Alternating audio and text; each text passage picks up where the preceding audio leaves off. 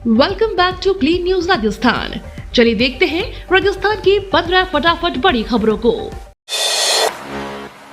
गृह मंत्री अमित शाह का आज राजस्थान दौरा।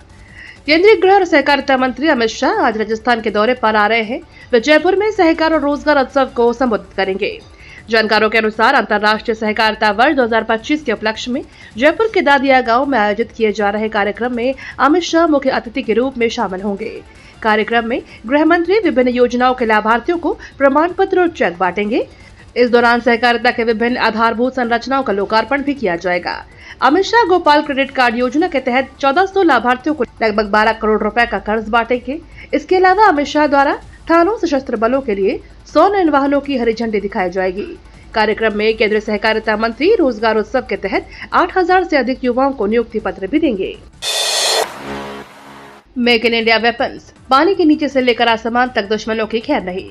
राजधानी जयपुर के सप्तशक्ति कमान में 2 दिवसीय तकनीकी seminar next generation combat shaping tomorrow's military का आयोजन किया गया। इस दौरान स्टार्टअप्स, एमएसएमई और प्रमुख औद्योगिक साझेदारों द्वारा विकसित हथियारों, उपकरणों और तकनीक की एक अनूठी प्रदर्शनी भी लगाई गई, जो पानी के अंदर और आकाश में दुश्मन को मात दे सकते हैं। खास बात यह है कि प्रदर्शित हथियार और उपकरण मेक इन इंडिया के तहत निर्मित है। इस प्रदर्शनी में अत्याधुनिक ड्रोन्स, सैनिकों के सुरक्षा कवच, पानी में चलने वाले वाहन, हवा और पानी में प्रहार करने वाले हथियार तथा नेविगेशन उपकरण प्रमुख थे। विशेष रूप से एआई तकनीक से लैस हथियारों को भी प्रदर्शित किया गया। छात्र संघ चुनाव मुद्दा, एबीवीपी ने किया प्रदर्शन, सरकार से की चुनाव करवाने की मांग। राजस्थान विश्वविद्यालय में छात्र संघ चुनाव करवाने की मांग को लेकर बुधवार को अखिल भारतीय विद्यार्थी परिषद की ओर से प्रदर्शन किया गया। इस दौरान पूर्व मुख्यमंत्री अशोक गहलोत, पूर्व उप मुख्यमंत्री सचिन पायलट और कांग्रेस प्रदेश अध्यक्ष गोविंद डोटासरा और एनएसयूआई प्रदेश अध्यक्ष विनोद जाखड़ का मुखौटा पहने छात्र शामिल हुए। एबीवीपी ने विरोध प्रदर्शन के दौरान अपनी ही विचारधारा वाली बीजेपी सरकार को चेताते हुए कहा कि आंदोलन का आगाज है। छात्र संघ चुनाव बहाल नहीं करवाए गए तो प्रत्येक जिला स्तर पर प्रोटेस्ट किया जाएगा। भारत पाक सीमा पर स्थित खाजूवाला में चलेगी ट्रेन। रेल मंत्रालय ने खाजूवाला जैसलमेर रेलवे लाइन सर्वे को दी मंजूरी। केंद्रीय रेल मंत्रालय ने खाजूवाला जैसलमेर रेलवे लाइन के सर्वे को मंजूरी दे दी है। इस निर्णय से अब निकट भविष्य में खाजूवाला भी रेलवे लाइन से जुड़ जाएगा। इस 260 किलोमीटर रेल लाइन सर्वे पर 6.5 करोड़ रुपए खर्च होंगे। केंद्रीय विधि और न्याय राज्य मंत्री अर्जुन राम मेघवाल ने बताया कि काफी लंबे समय से प्रयासों के बाद रेल मंत्रालय ने लोकसभा संसदीय क्षेत्र बीकानेर के अंतर्गत खाजूवाला से जैसलमेर तक प्रस्तावित 260 किलोमीटर लंबी रेल लाइन के फाइनल लोकेशन सर्वे के लिए 6.5 करोड़ की स्वीकृति प्रदान की है। इस सर्वे से इस क्षेत्र का बहुमुखी विकास होगा और लोगों को आवागमन के लिए सुविधाएं उपलब्ध होंगी। इससे रेलवे को राजस्व की प्राप्ति होगी और क्षेत्र के निवासियों को भी कम खर्चे में सुविधापूर्ण आवागमन होगा। इमामी कंपनी पर 30,000 का जुर्माना, विज्ञापन में कर रही थी ये बड़ा दावा।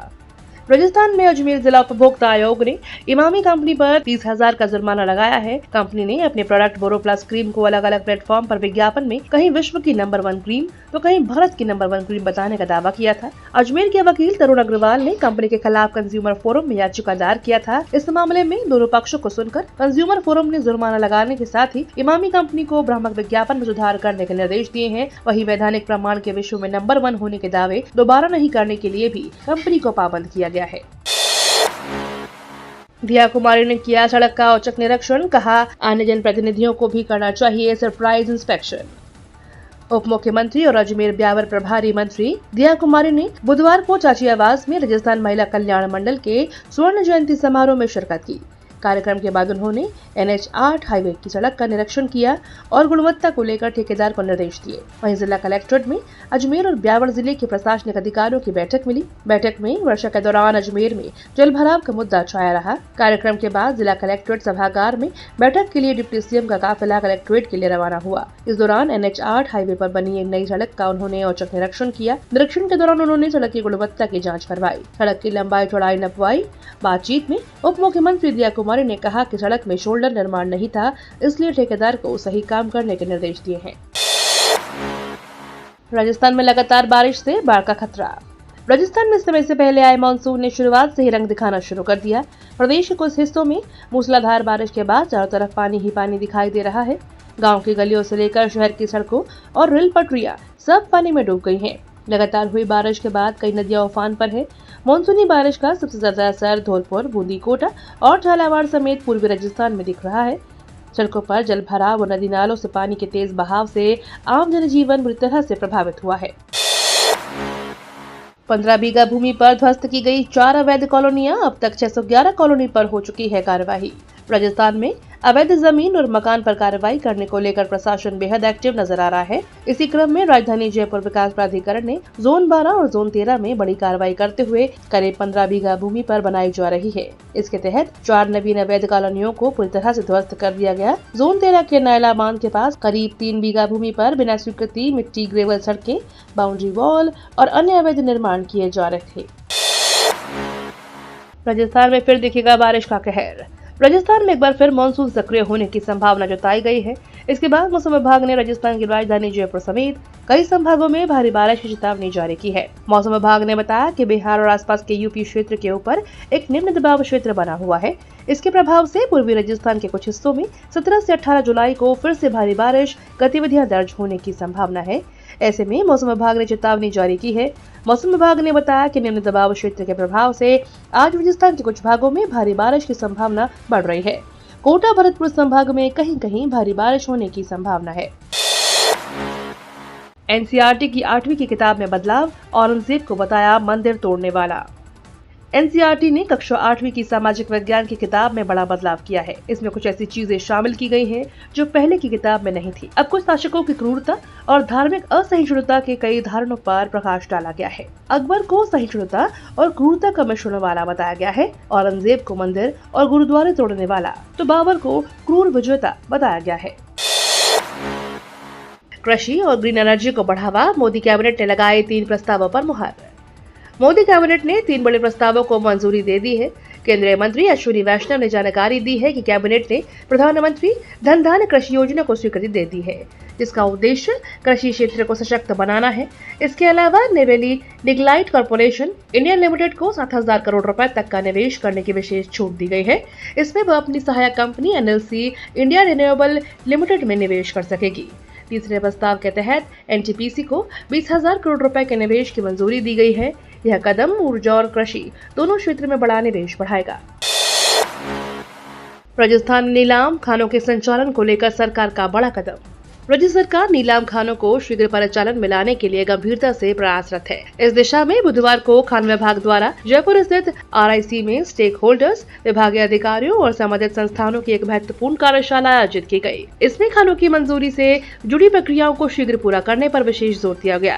कार्यक्रम में खान, भू विज्ञान और पेट्रोलियम विभाग के प्रमुख सचिव टी रविकांत ने बताया कि राज्य खनिज नीलामी से पहले ही अग्रणी रहा है और अब परिचालन में लाकर निवेश, रोजगार और राजस्व में भी बढ़ोतरी सुनिश्चित की जाएगी। उन्होंने जानकारी दी कि आगामी 3 से 4 महीनों में करीब 10 प्रधान खनिज खानों को शुरू करने का लक्ष्य है। इसके लिए स्टेक होल्डर्स से आवश्यक औपचारिकताओं को समय पर पूरा करने का आग्रह किया गया है।